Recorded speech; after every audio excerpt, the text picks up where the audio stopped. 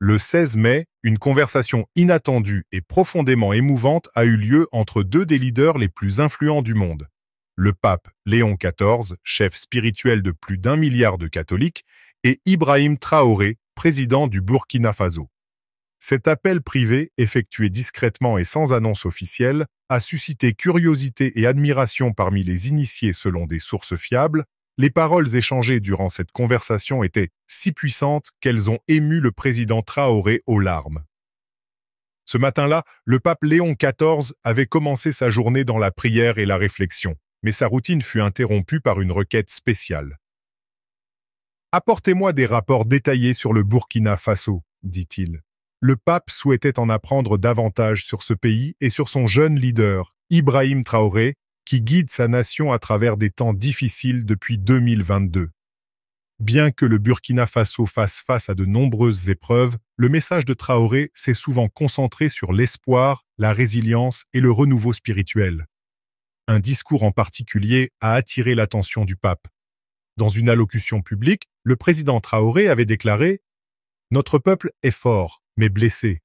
Avant de reconstruire des ponts et des écoles, nous devons restaurer la foi en nous-mêmes. La dignité ne se donne pas, elle se prend. » Le pape fut profondément touché par ce message. Ce jeune homme porte quelque chose de spécial, confia Léon XIV à ses conseillers les plus proches. Il n'est pas seulement un leader, il est un signe d'espoir. Je dois lui parler. De l'autre côté du monde, le président Traoré concluait une réunion sur la sécurité alimentaire et les projets d'infrastructure. Ces journées sont remplies d'efforts pour améliorer la vie de son peuple.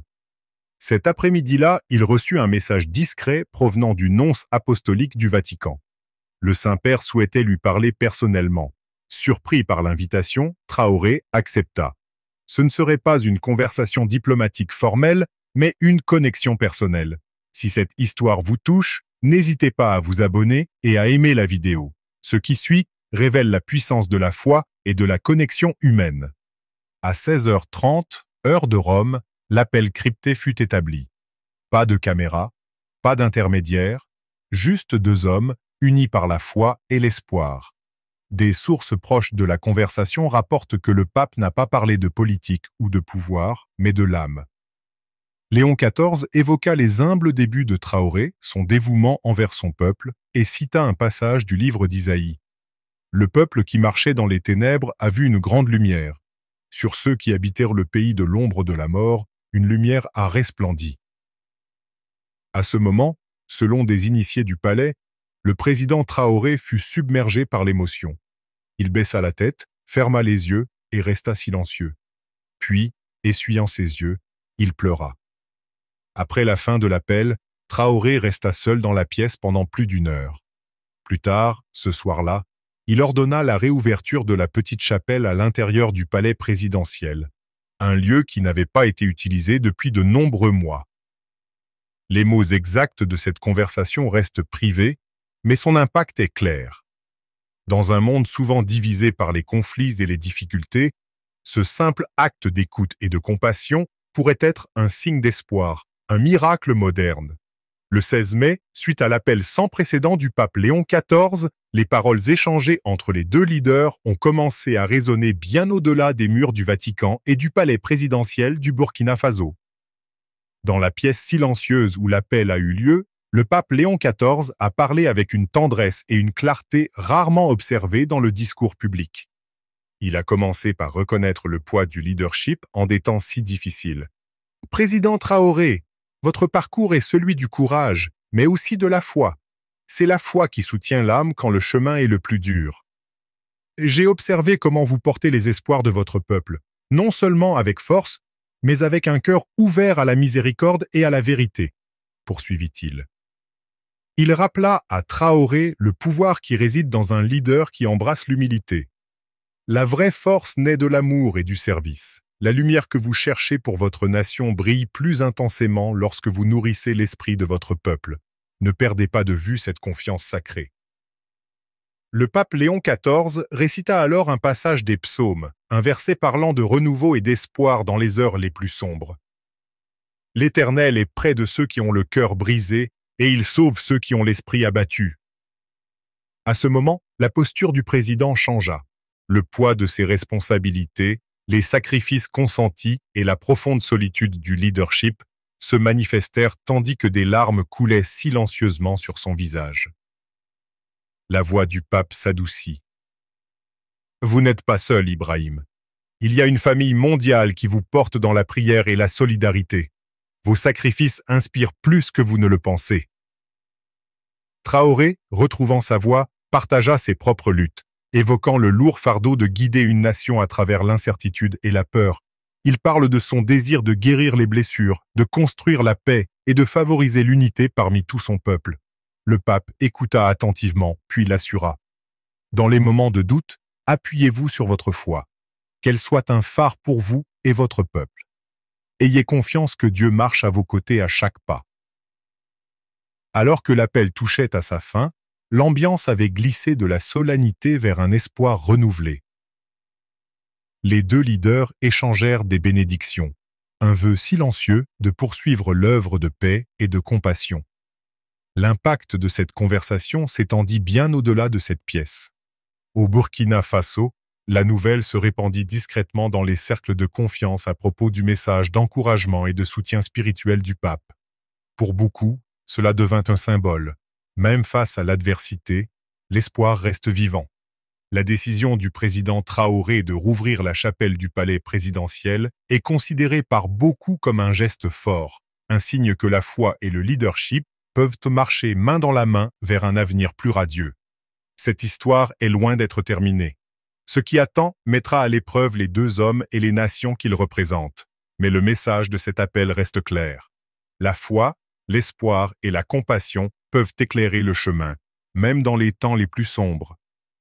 Dans les jours qui ont suivi l'émouvant appel entre le pape Léon XIV et le président Ibrahim Traoré, le 16 mai, des changements subtils mais profonds ont commencé à se manifester au sein du leadership et de la société du Burkina Faso. De retour à Ouagadougou, les proches du président ont remarqué un changement. Traoré, connu pour sa ferme détermination, portait désormais un nouveau calme, un sens plus profond de la mission. Une mission qui dépassait la politique et la stratégie. Dans des moments privés, il revenait souvent aux paroles prononcées par le pape. Des rappels de foi, d'espoir et du pouvoir de l'humilité. La réouverture de la chapelle à l'intérieur du palais présidentiel était plus que symbolique. Elle est devenue un sanctuaire, non seulement pour Traoré, mais aussi pour ses conseillers et son personnel les plus proches. Un lieu tranquille pour réfléchir et chercher des conseils au milieu des pressions de la gouvernance. Dans ses discours publics après l'appel, le ton de Traoré s'est adouci, révélant un leader qui embrassait la vulnérabilité comme une force et non comme une faiblesse. Il parle ouvertement de l'importance de l'unité et du renouveau spirituel pour guérir les blessures de la nation. Nous sommes appelés non seulement à reconstruire notre terre, mais à restaurer l'esprit de notre peuple. La foi peut nous guider à travers les ténèbres et l'espoir peut allumer la flamme d'un avenir meilleur. Au sein du Burkina Faso, le message a trouvé un écho auprès de nombreux citoyens, particulièrement dans les communautés rurales, qui ont trouvé un encouragement renouvelé dans l'idée que leur lutte était reconnue et que leurs espoirs étaient partagés par les plus hauts niveaux du leadership et de la foi. Les observateurs internationaux ont également noté cette transformation. Diplomates et travailleurs humanitaires ont remarqué l'ouverture renouvelée du président au dialogue et à la collaboration avec divers groupes religieux et leaders communautaires. Pendant ce temps, le Vatican célébrait discrètement cette étape spirituelle. Le message du pape, délivré avec compassion et sagesse, avait touché un cœur prêt à écouter. À huis clos, de hauts responsables de l'Église ont discuté de cet appel comme d'un modèle de la manière dont la foi et le leadership pourraient s'unir pour favoriser la paix et la résilience dans les régions troublées. Pourtant, les défis à venir restaient immenses. Le Burkina Faso continue de faire face à des difficultés économiques, à des préoccupations sécuritaires et à des divisions sociales. Mais le chemin à suivre, illuminé par cet échange intime, portait un nouvel espoir. La conversation entre le pape Léon XIV et le président Traoré a révélé quelque chose d'universel. Même dans les plus hautes fonctions, les cœurs humains cherchent la connexion, la compréhension et la grâce. Dans les jours et les semaines qui ont suivi l'appel historique du 16 mai, le peuple du Burkina Faso a commencé à percevoir un changement chez son leader. Un changement qui a inspiré espoir et unité, à une époque où les deux sont désespérément nécessaires. Le dévouement renouvelé du président Ibrahim Traoré à la foi et au service est devenu évident dans ses actions. Il a lancé des initiatives visant non seulement à reconstruire les infrastructures, mais aussi à renforcer les liens communautaires et à encourager le dialogue entre les divers groupes religieux et ethniques de la nation. Lors d'une allocution diffusée à l'échelle nationale, Traoré a évoqué le message reçu du pape Léon XIV. Dans les moments difficiles, nous devons nous rappeler que notre plus grande force réside dans notre unité et notre foi partagée. Les paroles du pape m'ont rappelé que le leadership est un devoir sacré, servir avec humilité, courage et amour. Ce message a profondément résonné chez les citoyens burkinabés. Les leaders communautaires, les figures religieuses et les organisations de jeunesse ont commencé à organiser des événements conjoints axés sur la réconciliation, l'éducation et le renouveau spirituel.